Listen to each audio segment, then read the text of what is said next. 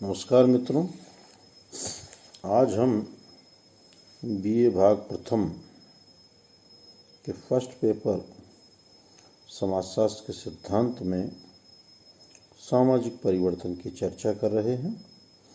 सामाजिक परिवर्तन के परिप्रेक्ष्य में हम 7वीं बार मिल रहे हैं और आज के मेरे इस वीडियो में मैं आपसे सामाजिक परिवर्तन के प्रकार का एक महत्वपूर्ण आधार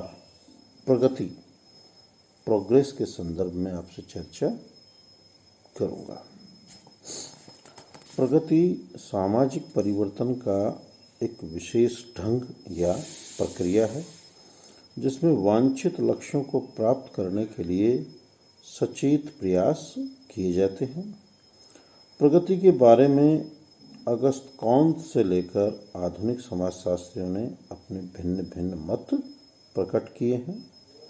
विभिन्न गुणों में प्रगति को भिन्न भिन्न रूपों में परिभाषित किया गया है। प्राचीन समय में आध्यात्मिक लक्ष्यों को प्राप्त करने को प्रगति माना जाता था, किंतु वर्तमान में भौतिक लक्ष्यों की प्राप्ति एवं सुख सुविधाओं में वृद्धि को ही प्रगति माना गया है। प्रगति का सामाजिक मूल्यों से घनिष्ठ संबंध है और हर समाज के अपने अपने मूल्य होते हैं। यही कारण है कि प्रगति की अवधारणा प्रत्येक समाज में अलग अलग पाई जाती है। अगर हम प्रगति के अर्थ और परिभाषा पर प्रकाश डालें तो प्रगति में भी परिवर्तन निहित है, किंतु ये परिवर्तन नियोजित एवं सामाजिक मूल्यों के अनुरूप होता है। अंग्रेजी का प्रोग्रेस शब्द लैटिन भाषा के प्रोसीजर से बना है, जिसका अर्थ है टू स्टेप फॉरवर्ड, अर्थात आगे बढ़ना। इस प्रकार वांछित लक्ष्यों की ओर परिवर्तन एवं आगे बढ़ना प्रगति कहलाता है। लक्ष्य, स्थान व समाज के अनुसार प्रगति की धारणा में परिवर्तन पाया जाता है। एक समय में जिसे प्रगति कहा जाता है, दूसरे समय में उसी स्थिति को अवनति भी कहा जा सकता है। लेस्टर वॉर्ड अपनी पुस्तक प्योर सोशियोलॉजी में प्रगति को परिभाषित करते हुए कहते हैं कि प्रगति वह है जो मानवीय सुख में वृद्धि करती है। ऑकबर्न और निमकॉफ अपनी पुस्तक ए हैंडबुक ऑफ सोशियोलॉजी में कहते हैं, प्रगति का अर्थ होता है अच्छाई के लिए परिवर्तन और इसलिए प्रगति में मूल्य निर्धारण होता है। हाबहाउस ने प्रगति को परिभाषित करते हुए कहा है कि प्रगति का तात्पर्य सामाजिक जीवन में ऐसे गुणों की वृद्धि होना है जिन्हें वे अपने में आत्मसात कर सकें तथा उनके सामाजिक मूल्यों को विवेकपूर्ण बना सकें।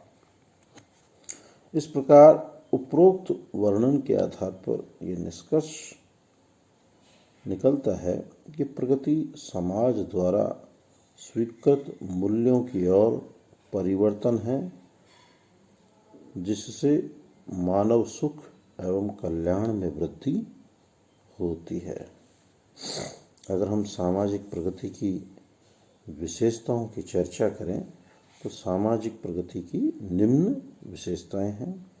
पहली और महत्वपूर्ण विशेषता है कि प्रगति वांछित दिशा में परिवर्तन है। किसी भी दिशा में परिवर्तन को प्रगति नहीं कहते, वरन सामाजिक मूल्यों के अनुरूप तथा वांछित लक्ष्यों की ओर होने वाला परिवर्तन ही प्रगति है। दूसरा, प्रगति तुलनात्मक है। प्रगति की अवधारणा तुलनात्मक है, अर्थात समय और स्थान के अनुसार यह बदलती रहती है। एक समाज में जनसंख्या की वृद्धि प्रगति मानी जा सकती है तो दूसरे समाज में नहीं। तीसरा, प्रगति सामूहिक जीवन से संबंधित होती है। प्रगति का संबंध किसी व्यक्ति विशेष के मूल्य या लाभ से न होकर सामूहिक लाभ एवं मूल्यों से है। नेक्स्ट, प्रगति स्वचालित नहीं होती है। प्रगति कभी स्वचालित नहीं होती है। इसका तात्पर्य है कि इसके लिए सचेत एवं नियोजित प्रयास करने पड़ते हैं। उदाहरण के लिए ग्रामीण प्रगति के लिए समन्वित ग्रामीण विकास योजनाएं बनाई गई, उससे ही गांव में सामाजिक, आर्थिक, राजनीतिक ढांचे में जो आज हम बदलाव देखते हैं उसका महत्वपूर्ण आधार हमारी ये योजनाएं ही रही है। अगला है, प्रगति का संबंध केवल मनुष्यों से है।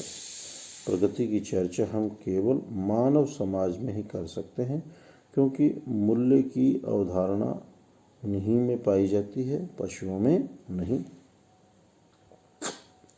अगला इसकी खास विशेषता है, महत्वपूर्ण इसका जो कैरेक्टर है वो ये है कि प्रगति में लाभ अधिक एवं हानि कम होती है। नेक्स्ट, प्रगति की धारणा परिवर्तनशील है। इसका संबंध सामाजिक मूल्यों से है और सामाजिक मूल्य स्थिर नहीं होते वरन समय के साथ परिवर्तन होते रहते हैं।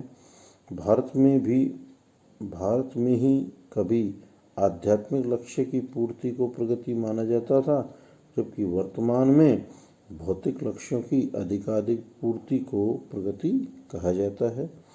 और अंतिम है कि प्रगति मूल्यों पे आधारित होती है।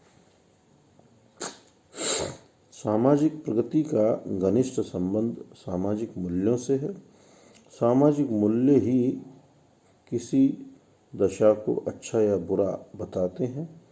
अतः जिन लक्ष्यों को सामाजिक मूल्य द्वारा उचित ठहराया जाता है उसे सामाजिक प्रगति कहा जाता है। अब हम सामाजिक मूल्यों के अगर मानदंडों की चर्चा करें तो बोगार्डस ने सामाजिक प्रगति के 14 मानदंडों का उल्लेख किया है, जिनमें पहला है सार्वजनिक हित के लिए प्राकृतिक स्रोतों का लाभकारी उपयोग। दूसरा, शारीरिक एवं मानसिक दृष्टि से अधिक स्वस्थ व्यक्तियों का होना। तीसरा, स्वस्थ वातावरण में वृद्धि। चौथा, मनोरंजन के उपयोगी साधनों में वृद्धि। पांचवा, पारिवारिक संगठन की मात्रा में वृद्धि। छठवां, रचनात्मक कार्यों के लिए व्यक्तियों को अधिक से अधिक अवसर प्राप्त होने की सुविधाएं। सातवां, व्यापार और उद्योग में जनता के अधिकारों की वृद्धि। आठवां, सामाजिक दुर्घटनाओं, बीमारियों, बेकारी और मृत्यु के विरुद्ध सामाजिक बीमे की सुविधा में वृद्धि। नेक्स्ट, समाज में अधिकांश लोगों के जीवन स्तर में वृद्धि। नेक्स्ट, सरकार द्वारा और जनता के बीच पारस्परिक सहयोग की मात्रा में अधिकाधिक वृद्धि। 11वां, कला का अधिकाधिक प्रसार। 12वां, मानव में धार्मिक एवं आध्यात्मिक पक्षों का विशेष विकास। 13वां, व्यावसायिक, बौद्धिक और कल्याणकारी शिक्षा का विस्तार। और अंतिम है सहयोगी एवं सहकारी जीवन में वृद्धि। अब कल हम इसमें प्रगति की सहायक दशाओं की चर्चा करेंगे। नमस्कार, सुप्रभात।